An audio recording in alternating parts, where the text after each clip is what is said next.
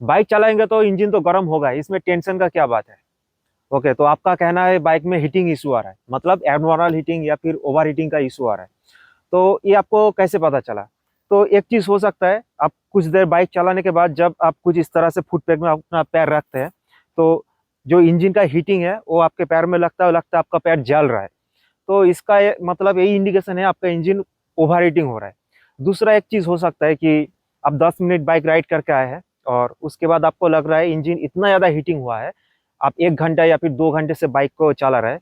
तो उस कंडीशन में वो भी एक इंडिकेशन है आपका बाइक इंजन का एबनॉर्मल हीटिंग होने का। तो हम लोग कंसिडरेशन में ले लेते हैं कि आपके बाइक में हीटिंग का इशू है। बट एक बात आपको समझना पड़ेगा, बाइक का हीटिंग का इशू को समझने के लिए कोई एग्जैक्ट फॉर्मूला नहीं है, कोई प्रॉपर मेथड नहीं है। जो भी है सब एक्सपीरियंस के ऊपर डिपेंड करता है। जैसे मैं 2 पॉइंट आपको अभी जो बताया मैं आपको, कोई अगर नया राइडर है, फर्स्ट टाइम अगर वो बाइक चला रहा है, तो उसको कभी ये पता नहीं चलेगा कि उसका पैर जल रहा है, मतलब बाइक में ज़्यादा हीटिंग आ रहा है, या फिर 10 मिनट चलाने के बाद ज़्यादा ही हीटिंग हो रहा है, तो उसको कभी पता नहीं चलेगा कि इंजन में हीटिंग इशू है। तो ये टोटली डिपेंड्स ऑफ आपका कितना एक्सपीरियंस है, आप कितना ज़्यादा बाइक के ऊपर केयर करते हैं।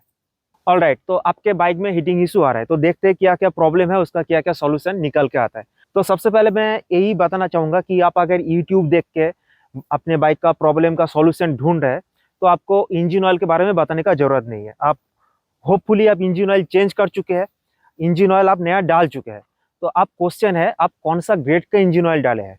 ऐसा तो नहीं है ना कि आप ओवर एक्साइटमेंट में आके 10W50 का इंजन ऑयल डाल चुके हैं। तो मैं एक चीज आपको क्लियर कर दूं, ये है अपाची RTR 200 4V मॉडल। आपके पास BS4 है या फिर BS6 है, कोई भी मॉडल है, कंपनी रिकमेंड करते हैं कि 10W30 का आप इंजन ऑयल इसमें डालिए। ये चार्ट आप देख लीजिए, ये रेफरेंस के लिए मैं आपको इस चार्ट को आपको दिखा रहा हूँ।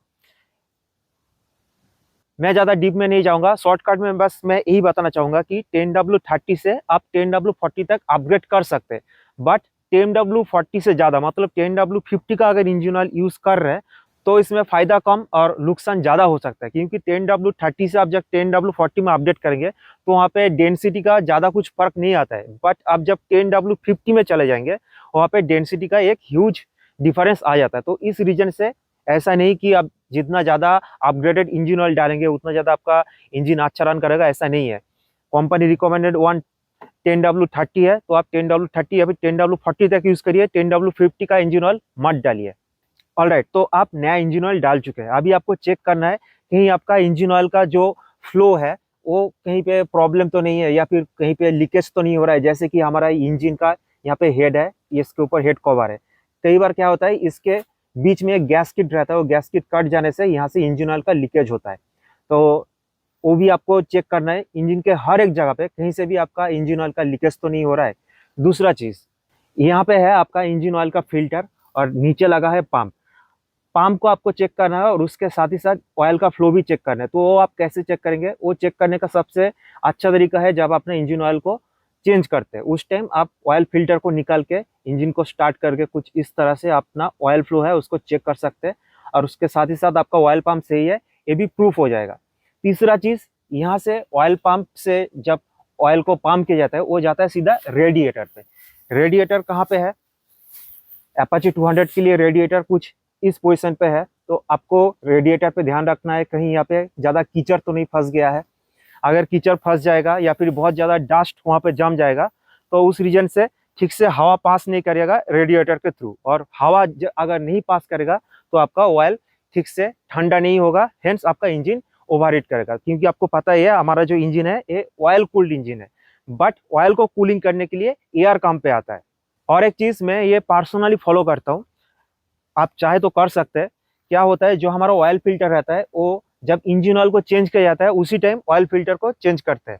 बट मैं क्या करता हूँ, हर 1000 से लेकर 1500 किलोमीटर चलाने के बाद मैं ऑयल फिल्टर को चेंज कर देता हूँ, सिर्फ ऑयल फिल्टर को। क्योंकि क्या होता है, ऑयल फिल्टर में अगर ज़्यादा डस्ट जम जाएगा तो ऑयल फिल्टर भी धीरे धीरे जैम होता जाएगा, और ऑयल फिल्टर अगर जैम होगा तो ऑयल का जो फ्लो है वो स्लो होता जाएगा।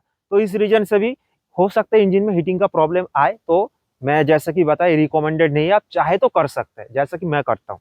तो आपने नया इंजन ऑयल डाल चुके हैं और ऑयल का फ्लो और जितना भी मैं चेक पॉइंट बताया आपने चेक कर चुके हैं। अब आता है ऑयल मिक्सचर पे। ऑयल मिक्सचर मतलब पेट्रोल का बात कर रहा हूँ, मतलब फ्यूल मिक्सचर। तो हम लोग का लिए ज़्यादा टेंशन है क्योंकि हम लोग के पास है कार्बोरेटर BS6 जो भी है, मतलब BS6 का भी तो फेज 2 आ गया है, जहाँ पे OBD का भी फेज 2 आ गया है। तो क्या होता है उसमें प्रॉब्लम को फाइंड आउट करने में ज़्यादा आसान रहता है, बट हम लोगों के लिए प्रॉब्लम फाइंड करना थोड़ा मुश्किल रहता है क्योंकि सब कुछ मैनुअल है। तो कार्बोरेटर के लिए कुछ प्रॉब्लम आ सकता है। फ्यूल मिक्सचर का अगर कोई लफड़ा होगा तो आपकी इंजन में हीटिंग का इशू आएगा। तो फ्यूल मिक्सचर का एक अलग ही चैप्टर है, उसका वीडियो मैं अलग से बनाऊंगा। अभी के लिए शॉर्टकट में बता देता हूँ। दो तरह का मिक्सचर होता है, एक होता है लीन मिक्सचर, दूसरा होता है रिच मिक्सचर। लीन मिक्सचर मतलब जहाँ पे फ्यूल का जो क्वांटिटी है कम होता है और एयर का क्वांटिटी बढ़ जाता है, और रिच मिक्सचर मतलब एयर का क्वांटिटी कम, फ्यूल का क्वांटिटी ज़्यादा। दोनों ही केस में आपका इंजन हीटिंग करेगा। तो मैं फटाफट से आपको बस वो पॉइंट बता देता हूँ, क्या क्या पॉइंट मतलब क्या क्या प्रॉब्लम होता है जिस रीजन से रिच मिक्सचर या फिर लीन मिक्सचर का प्रॉब्लम आता है। तो सबसे पहला पॉइंट, अगर मिक्सचर लीन है या फिर रिच है, दोनों में कार्बोरेटर का ट्यूनिंग का लफड़ा हो सकता है। तो कार्बोरेटर का ट्यूनिंग आप सबसे पहले चेक करवाइए। ट्यूनिंग अगर सही है तो कुछ कुछ चीज़ों का आपको ध्यान रखना है। तो सबसे पहले लीन मिक्सचर के बात कर लेते हैं। लीन मिक्सचर मतलब आपका जो एयर फ्लो है वो अचानक से अगर बढ़ जाएगा तो आपका मिक्सचर लीन हो जाएगा। तो क्या होता है, इंजन का जो यहाँ पे इंटेक मैनिफोल्ड है, इंटेक मैनिफोल्ड एक रबर का पाइप होता है। यहाँ पे अगर किसी तरह का अगर कोई लीकेज हो जाता है तो आपका एक्सेस एयर इंजन के अंदर जाता रहेगा। तो उस केस में आपका जो मिक्सचर है वो लीन हो जाएगा। और इस साइड पे अगर आप देखेंगे, इंजन के यहाँ पे सेकेंडरी एयर इंजेक्टर से एक पाइप लगा हुआ रहता है। मैं इसके पहले भी अपने वीडियो में बताया था कि मेरा ये पाइप फट गया था, जिस रीजन से यहाँ से एक्सेस एयर इंजन के अंदर जा रहा था, और उस रीजन से ही मेरा जो मिक्सर है वो लीन हो गया था और इंजन में हीटिंग का इशू आ रहा था। तो आप कहेंगे अभी कि इंजन के अंदर अगर फ्यूल कम जा रहा है तो हीटिंग कैसे आएगा, उतना फ्यूल तो जा ही नहीं पा रहा है। तो क्या होता है, आप अनजाने में देखिए, फ्यूल अगर कम जाएगा तो इंजन आपका ज़्यादा पावर प्रोड्यूस नहीं कर पाएगा, बट आपका चलाने का आदत तो सेम ही है ना। तो क्या होगा, आप अनकॉन्शियसली ज़्यादा एक्सीलरेट करेंगे अपने बाइक को भगाने के लिए। तो उस अननेसेसरी एक्सीलरेशन के लिए आपका इंजन हीट होने लगता है लीन मिक्सचर के केस में। तो लीन मिक्सचर का फंडा यही है कि आपके इंजन के अंदर एक्सेस एयर जाएगा। तो इस तरह का कहीं पर भी आकर लीकेज का प्रॉब्लम है तो उस केस में आपको लीन मिक्सचर का प्रॉब्लम देखने के लिए मिलेगा और इंजन हीटिंग का इशू आएगा। दूसरा है रिच मिक्सचर। रिच मिक्सचर मतलब फ्यूल ज्यादा जाएगा। जनरली फ्यूल अंदर ज्यादा जाता नहीं है। क्या होता है, आपका जो एयर है वही घट जाता है। तो जिस रीजन से एयर का क्वांटिटी घट जाता है, फ्यूल का क्वांटिटी अपने आप बढ़ जाता है। तो उस सिचुएशन में आपका जो मिक्सचर है वो रीच हो जाएगा। उसका सबसे पहला जो रीजन होता है वो है हमारा जो एयर फिल्टर है, एयर फिल्टर का जैम हो जाना। क्योंकि एयर फिल्टर अगर जैम हो जाएगा तो एयर ठीक से मतलब ढंग से अंदर जा नहीं पाएगा, और रीजन क्या होगा, आपका फ्यूल का क्वांटिटी ऑटोमेटिक बढ़ जाएगा। और एक चीज, अगर आपका मिक्सर रीच होगा तो इंजन से ज्यादा आपका साइलेंसर ज्यादा हीट होगा। ये भी एक एक्सपीरियंस का चीज है, आपको एक्सपीरियंस करना पड़ेगा ये। क्योंकि क्या होता है, जब मिक्सर रीच हो जाता है मतलब फ्यूल का क्वांटिटी बढ़ गया है, तो फ्यूल क्या होता है, ठीक से इंजन में बर्न नहीं होता है। और जो अनबर्न फ्यूल रहता है वो क्या होता है, एग्जॉस्ट के साथ मतलब एग्जॉस्ट पाइप में बाहर आने के बाद वो साइलेंसर में आके आफ्टर बर्निंग होता है। तो इस रीजन से अगर फ्यूल मिक्सर रीच होगा तो आपका जो साइलेंसर है वो बहुत ज्यादा हीट होगा। तो ये भी एक इंडिकेशन है रिच मिक्सचर को अंडरस्टैंड करने का। और रिच मिक्सचर के केसेस में भी फंडा सेम है। ऐसा नहीं कि फ्यूल का क्वांटिटी ज्यादा है तो आपका बाइक ज्यादा परफॉर्मेंस देगा। Due to lack of air आपका बाइक ज्यादा परफॉर्मेंस नहीं देगा। और सेम वही होगा, आप अनकॉन्शियसली ज्यादा एक्सीलरेट करेंगे आपके बाइक को भगाने के लिए, और हेंस आपका इंजन हीट होगा। और लास्ट में कुछ एक्स्ट्रा टिप्स, ये आपको हमेशा ध्यान रखना है। ऐसा नहीं कि इंजन हीट होगा तभी आपको ध्यान देना है। जैसे कि आपका क्लच प्लेट अगर ज्यादा घिस जाएगा तो आपका जो इंजन पावर को प्रोड्यूस करेगा वो आपको व्हील तक डिलीवर नहीं होगा। तो क्या होगा, आप ज्यादा एक्सीलरेट करेंगे बाइक को भगाने के लिए और आपका इंजन हीट होगा। दूसरा चीज, आपका जो ड्राइव चेन है मतलब चेन का आपका क्लीनिंग का भी ध्यान देना है, कहीं चेन जैम ना हो गया हो। व्हील का भी आपको ध्यान देना है। पीछे का जो रेयर व्हील है, इवन सिर्फ पीछे का नहीं सामने का भी व्हील फ्रीली मूव होना चाहिए। ऐसा नहीं कि आपका बॉल बियरिंग अंदर टूट गया है तो व्हील जैम हो जाएगा, हेंस आपका बाइक का इंजन ज्यादा हीट होगा। और आपने अगर ब्रेक पैड चेंज किया है, चाहे वो सामने का व्हील का हो और पीछे का व्हील का हो, तो ब्रेक पैड चेंज करने के बाद क्या होता है, ठीक से अगर वो एडजस्ट नहीं होगा, आपका जो डिस्क प्लेट है, डिस्क प्लेट में अगर ठीक से ब्रेक पैड एडजस्ट नहीं होगा तो क्या होगा, ब्रेक पैड डिस्क प्लेट में ऐसा चिपक के बैठा रहेगा, आपका व्हील को फ्रीली मूव करने नहीं देगा। और आप क्या करोगे, बाइक को भगाने के चक्कर में ज्यादा एक्सीलरेट दोगे, बाइक का इंजन हीट होगा। Not but the least, but आपका जो टैपेट क्लियरेंस है वो भी आपको एक बार चेक करवा लेना चाहिए, उसके रीजन से भी आपका इंजन में हीटिंग का इशू आ सकता है। और साथ ही साथ ये भी आपको देखना है जो स्पार्क प्लग है जिसकी वजह से मतलब हम लोग बोलते हैं ना मिसिंग का प्रॉब्लम आ रहा है, मिसिंग का प्रॉब्लम मतलब स्पार्क प्लग का प्रॉब्लम और कुछ नहीं।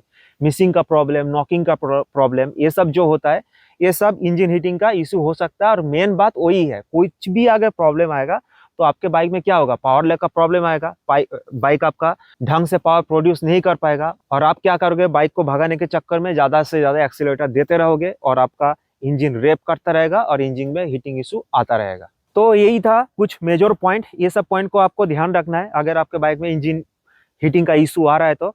और लास्ट में मैं कुछ चीजें बताना चाहूंगा, बुरा मत मानिएगा। हो सकता है आप ढंग से चला रहे बट हो सकता है आप सही से प्रैक्टिस फॉलो नहीं कर रहे। जो कुछ कुछ लोगों का आदत है ब्रेक क्लच में और ब्रेक में, ब्रेक तो उस तरफ है, जो भी है इधर आ जाओ।